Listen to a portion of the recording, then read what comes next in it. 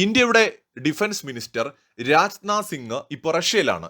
അദ്ദേഹം അവിടെ INS തുഷിലിന്റെ കമ്മീഷനിങ്ങിൽ പങ്കെടുക്കുന്ന ദൃശ്യങ്ങളൊക്കെ ഇതിനോടകം തന്നെ പുറത്തു വന്നിട്ടുണ്ട്. പക്ഷെ അദ്ദേഹത്തിന്റെ ഈ യാത്രയ്ക്ക് മറ്റു ചില പ്രധാനപ്പെട്ട ലക്ഷ്യങ്ങൾ കൂടി ഉണ്ടെന്നുള്ളതാണ് ഇപ്പോൾ നമുക്ക് മനസ്സിലാക്കാൻ സാധിക്കുന്നത്. അതിലൊന്ന് നമ്മുടെ S-400ന്റെ ബാലൻസ് ബാറ്ററികൾ നമുക്ക് കൈമാറുന്നത് എത്രയും പെട്ടെന്ന് വേണമെന്നുള്ള ആവശ്യം ഉന്നയിക്കുക എന്നതാണ്. അത് പ്രതിരോധ മന്ത്രി ഓൾറെഡി ചെയ്തിട്ടുണ്ട്. റഷ്യയോട് ഇക്കാര്യം സംസാരിച്ചിട്ടുണ്ട്. അദ്ദേഹം എന്തായാലും പുടിനെ ഉൾപ്പെടെ കാണുന്നു എന്നുള്ളതാണ് നമുക്കറിയാൻ കഴിയുന്നത്. പക്ഷെ ഇവിടെ വളരെ പ്രധാനപ്പെട്ട ഒരു കാര്യം ഇതൊന്നുമല്ല, മറ്റൊരു വമ്പൻ ആയുധം, ഒരു ഡെഡ്ലി കോംബോ തന്നെ ക്രിയേറ്റ് ചെയ്യാൻ സാധ്യതയുള്ള ഒരു വമ്പൻ ആയുധം നമ്മൾ റഷ്യയുമായിട്ട് ഡീൽ ഉറപ്പിക്കാനുള്ള ഒരു സാധ്യത കാണുന്നുണ്ട്. റഷ്യൻ അംബാസിഡർ വിനയ് കുമാറും റഷ്യൻ ഡെപ്യൂട്ടി പ്രതിരോധ മന്ത്രി അലക്സാണ്ടർ ഫോമിനും ചേർന്ന് റഷ്യയിലെത്തിയ രാജ്നാഥ് സിംഗിനെ സ്വീകരിക്കുകയും അദ്ദേഹം ഇന്നലെ INS തുഷിലിന്റെ കമ്മീഷനിങ്ങിൽ പങ്കെടുക്കുകയും ഒക്കെ ചെയ്തിരുന്നു. പക്ഷേ ഈ 3 ദിവസത്തെ സന്ദർശനത്തിന്റെ ഉദ്ദേശം ഇത് മാത്രമല്ല. 5 S-400 യൂണിറ്റുകൾക്കാണ് അല്ലെങ്കിൽ ബാറ്ററികൾക്കാണ് ഇന്ത്യ ഓർഡർ കൊടുത്തത്. അതിൽ ഏതാണ്ട് 3 ഇന്ത്യക്ക് കിട്ടിയിട്ടുണ്ടെന്നാണ് മനസ്സിലാക്കാൻ സാധിക്കുന്നത്. എന്നാൽ ശേഷിക്കുന്ന 2 യൂണിറ്റുകൾ എത്രയും പെട്ടെന്ന് ഇന്ത്യക്ക് വേണമെന്നുള്ളത് ഇന്ത്യയുടെ ഫസ്റ്റ് ഡിമാൻഡ്. ഏകദേശം $5.4 ബില്യൺ ഒരു ഡീലായിരുന്നു ഇന്ത്യ റഷ്യയുമായിട്ട് നേരത്തെ നടത്തിയത്.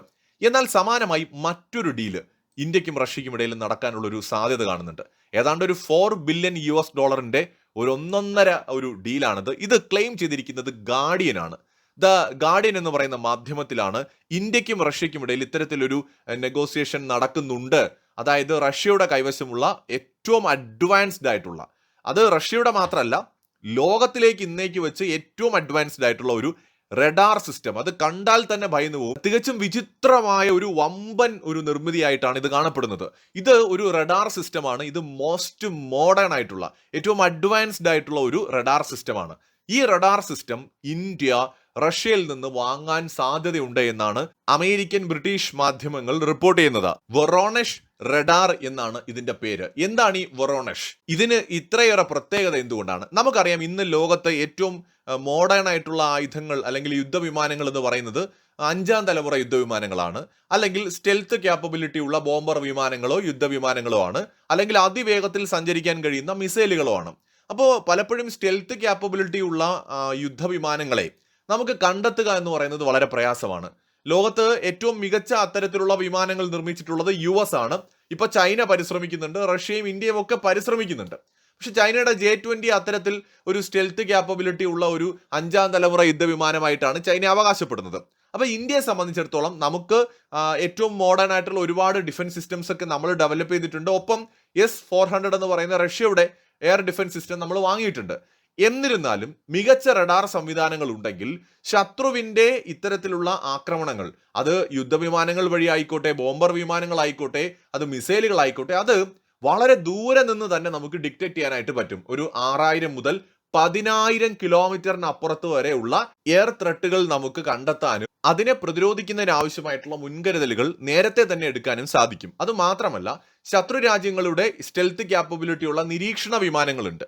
ഇത്തരം വിമാനങ്ങൾ നമ്മുടെ അതിർത്തി ലംഘിച്ച് നമ്മുടെ രാജ്യത്ത് എത്തുകയാണെങ്കിൽ അത് വളരെ നേരത്തെ മനസ്സിലാക്കാനും നമുക്ക് ഇതിലൂടെ സാധിക്കുമെന്നുള്ളതാണ് ഇതിന്റെ ഏറ്റവും വലിയ പ്രത്യേകത.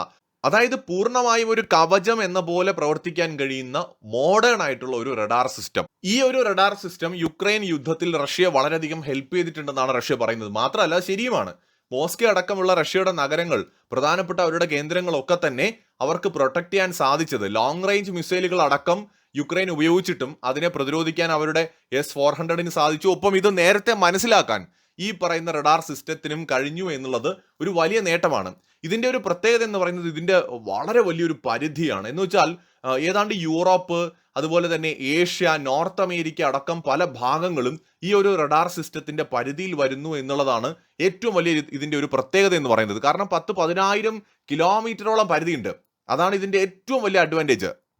പൊട്ടൻഷ്യൽ ആയിട്ടുള്ള മിസൈൽ ത്രെട്ടുകളെയോ അല്ലെങ്കിൽ ഈ പറയുന്ന വിമാനങ്ങൾ ഉൾപ്പെടെ, യുദ്ധവിമാനങ്ങൾ ഉൾപ്പെടെയുള്ള ത്രെട്ടുകളെയോ വളരെ നേരത്തെ ഭയങ്കരമായിട്ട് മുൻകൂട്ടി മനസ്സിലാക്കിയിട്ട് അതിന് വേണ്ട തയ്യാറെടുപ്പും വാണിംഗും നൽകാനായിട്ട് ഇവയ്ക്ക് സാധിക്കുമെന്നതാണ് ഇവയുടെ പ്രത്യേകത. ഇന്ത്യ കർണാടകയിലെ ചിത്രദുർഗയിൽ ഒരു പക്ഷേ സ്ഥാപിക്കാൻ ഉദ്ദേശിക്കുന്നത് ഈ വൊറോണഷ് എന്ന് പറയുന്ന റഡാർ സിസ്റ്റം ആയിരിക്കാം എന്നാണ് ഇപ്പോൾ വിദേശ മാധ്യമങ്ങൾ റിപ്പോർട്ട് ചെയ്യുന്നത്. ചിത്രദുർഗയിൽ നിന്ന് പ്രവർത്തിക്കുന്ന ഇതിന് ചൈനയുടെയും പാകിസ്ഥാന്റെയും മിസൈൽ ആക്രമണങ്ങളെ കുറിച്ച് പോലും മുൻകൂട്ടി മുന്നറിയിപ്പ് നൽകാനായിട്ട് സാധിക്കും. ഇത് വളരെ അത്യാധുനികമായിട്ടുള്ള ഒരു സിസ്റ്റമാണ്. അതുകൊണ്ട് തന്നെയാണ് ഇത് ഇത്രയേറെ ചിലവ് വരുന്ന ഒരു ആയുധമായി മാറുന്നത്. ഇതങ്ങനെ എല്ലാ രാജ്യങ്ങൾക്കൊന്നും റഷ്യ കൊടുക്കാൻ പോകുന്നുമില്ല. ചൈനയുടെ കൈവശം ചില സ്റ്റെൽത്ത് ഫൈറ്റേഴ്സും അതുപോലെ ഡ്രോണുകളും ഒക്കെ ഉണ്ട്. അത് ലാർജ് നമ്പറിൽ തന്നെയുണ്ട്. അപ്പോൾ ഈ പറയുന്ന ഈ സ്റ്റെൽത്ത് ക്യാപ്പബിലിറ്റി ഉള്ള ആയുധങ്ങൾ ഇവര് അതിർത്തി ഭാഗങ്ങളിലെല്ലാം തന്നെ വിന്യസിച്ചിട്ടുണ്ട് എന്നുള്ളത് ഇന്ത്യക്ക് അറിയാം.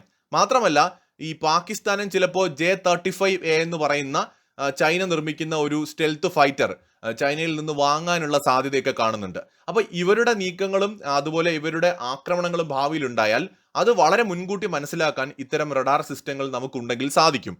നമുക്കിപ്പോൾ യൂറേഷ്യൻ ടൈംസ് അടക്കമുള്ള മാധ്യമങ്ങളിൽ വരുന്ന റിപ്പോർട്ട് അനുസരിച്ചാണെങ്കിൽ ഇത് ഇന്ത്യയുടെ കൂടി സഹകരണത്തോടെ ആയിരിക്കും നിർമ്മിക്കാൻ പോകുന്നത്. അതായത് ഏതാണ്ട് 50ഓളം ഇന്ത്യൻ പാർട്ട്നേഴ്സ് ഇതിലുണ്ടാകും. സ്റ്റാർട്ടപ്പുകൾ അടക്കം ഇതിന്റെ മാനുഫാക്ചറിംഗിൽ പങ്കെടുക്കുമെന്നും ഏതാണ്ട് 60% തദ്ദേശീയമായി നിർമ്മിക്കാൻ തന്നെയായിരിക്കും സാധ്യത എന്നുമാണ് ഇപ്പോൾ അറിയാൻ സാധിക്കുന്നത്. അതായത് ഇന്ത്യയും അതുപോലെ റഷ്യയും ചേർന്നുകൊണ്ടായിരിക്കും ഇത് നിർമ്മിക്കാനുള്ള സാധ്യത എന്നാണ് മനസ്സിലാക്കാൻ സാധിക്കുന്നത്. സോ ഇത് തീർച്ചയായും US-ന്റെ ഉപരോധങ്ങളെ മറികടക്കുന്ന ഒരു തന്ത്രപരമായ രീതിയിലായിരിക്കും ഈ ഒരു പ്രോഗ്രാമുമായിട്ട് മുന്നോട്ട് പോവുക എന്നും പറയപ്പെടുന്നു. ഈ ഒരു റഡാർ സിസ്റ്റം ഉണ്ടെങ്കിൽ നമുക്ക് ഒരേ സമയത്ത് ഏകദേശം 6000 മുതൽ 10000 കിലോമീറ്ററിന്റെ പരിധിയിൽ വരുന്ന ഏതാണ്ട് 500ഓളം ടാർഗറ്റുകളെ ഒരേ സമയത്ത് കണ്ടെത്താൻ സാധിക്കുമെന്നുള്ളതാണ് ഇതിന്റെ പ്രത്യേകത.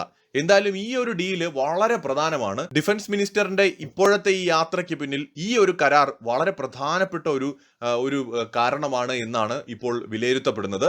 പുടിനുമായിട്ട് അദ്ദേഹം കൂടിക്കാഴ്ച നടത്തുന്നതിന് ഇതും ഒരു കാരണമാണെന്ന് കരുതപ്പെടുന്നു. കൂടുതൽ അപ്ഡേറ്റുകളുമായി വീണ്ടും കാണാം.